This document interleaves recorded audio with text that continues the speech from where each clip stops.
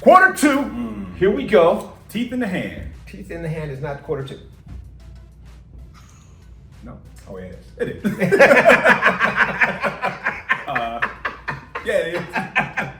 It's a lot to unpack here. We're gonna dive in it. I want y'all to see the videos first because it's interesting. Let's check it out. Yeah. Let's check it out.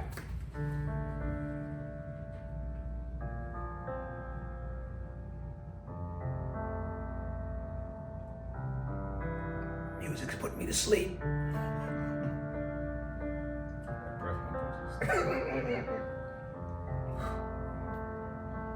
Nice little machine.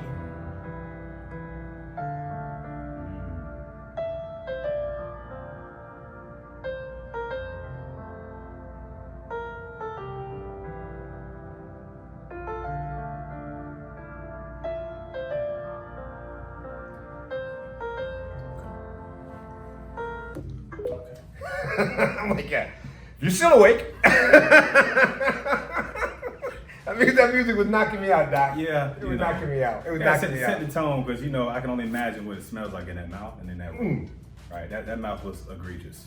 It was a cool before and after. Yeah. But what about the machine? Why are we seeing this machine? Because I think people need to understand when it comes to like dental cleanings, it's not just a toothbrush. We actually have anesthesia, which was next to the dental machine, and then your dental machine is comprised of what? A scaler, water pick, the whole nine, and dental extraction gear, which was not clearly shown in the video. Yeah. So. And there's probably more to those teeth than what we saw at the end, right? Oh, for sure. I mean, they were completely compromised in my honest opinion, but my question for that whole case is let me see the dental rads. And then you also have the people, right? Yeah. The client, because at the end of the day, in your business, you have a patient and you have a client, right? Sure. Because somebody else is making the decision. Yeah. That's when this lady comes good. Want to check her out? I love it. Let's do it. Let's check her out. Come on. This is it. Let her talk. I need some direction from my dog moms out there. Hi, as the mom of 3 animals older than 11 who has done teeth extractions up until the age of 16 and who is an animal communicator and energy worker, I will tell you that teeth are the most painful thing that animals complain to me about all of the time, and that my holistic vet says that leaving bad teeth in the mouth can lead to kidney failure and heart disease in animals. So if those blood tests turn out that your animal has a good chance of making it through this surgery, my vote would be for you to imagine him making it through, being positive and happy and expecting good things, and I would go through the surgery. I know it's difficult, I know it's scary, but you can do this, and I think that you will notice after he gets through the surgery in the first 4 days, like he will act totally different. He will. Okay. As we like to say, a lot to unpack there. Yeah. So I guess anyway, it doesn't matter how you get there as long as you get there. Yeah. I mean, sometimes. Sometimes. Sometimes you just go, beeline straight to where you need to go. Sometimes you gotta go all the way around.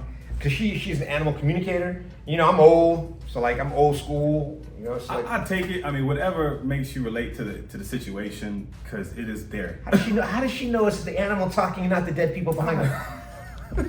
Well, her approach is positive, and that's really what we need to focus on. Because she's an advocate for compliance, and if that helped you, lady, get the information you need to comply with the pet's needs, so the vet can do their job, I'm all for it. Because if you don't, this can happen. Ready? Let's do it. Now check this out.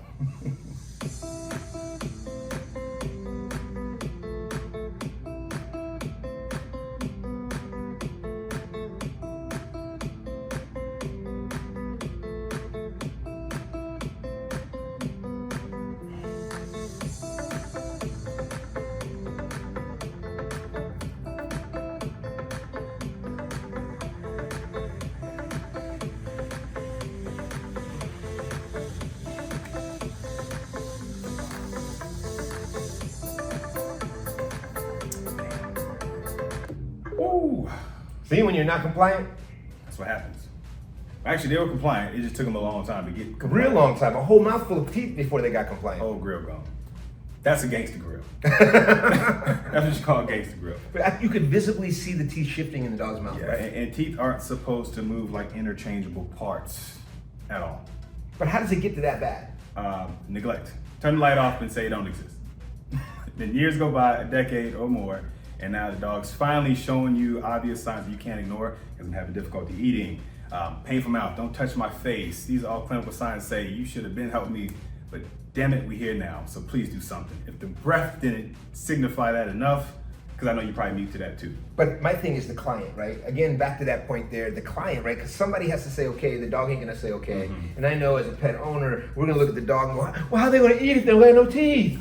10 times better than before. I'd rather call you Mr. Gummy and take all those bad teeth because I I'm know talking about gummy, you know.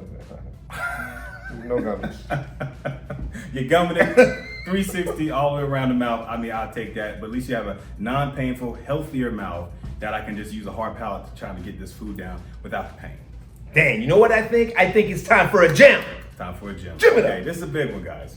The first video versus the third video. Be completely honest with you. That mouth required a lot of extractions. Unfortunately, what looks good on the surface, those teeth are probably compromised, and what they didn't show was the extractions that needed to go because you have abscesses throughout the entire mouth. The teeth are no good. So unfortunately, that dog's probably gonna wake up clean mouth, but very painful to bite. And a lot of times they just won't eat for the first several days because you clean infected teeth that didn't do anything. Number two, I see that all the time with senior pets. We waited 10 years, never brushed your teeth. Maybe you rescued them several years ago, never thought about dental disease. And now you feel the emotional trauma with that.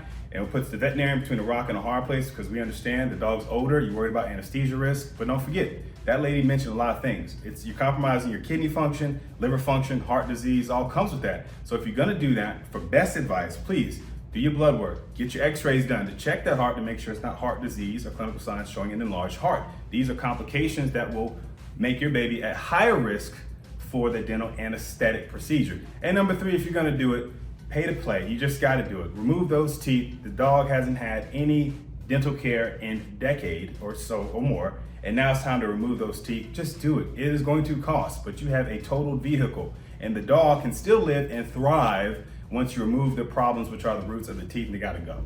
So that's my gym. Please do it. Don't wait. Brush those teeth at least weekly. But then why are you pointing at me? And then see the vet. I know, like, I think that was a bag of gems. life be lifing. But make that your priority because it's going to catch up to him. The dog can't say much. Peace!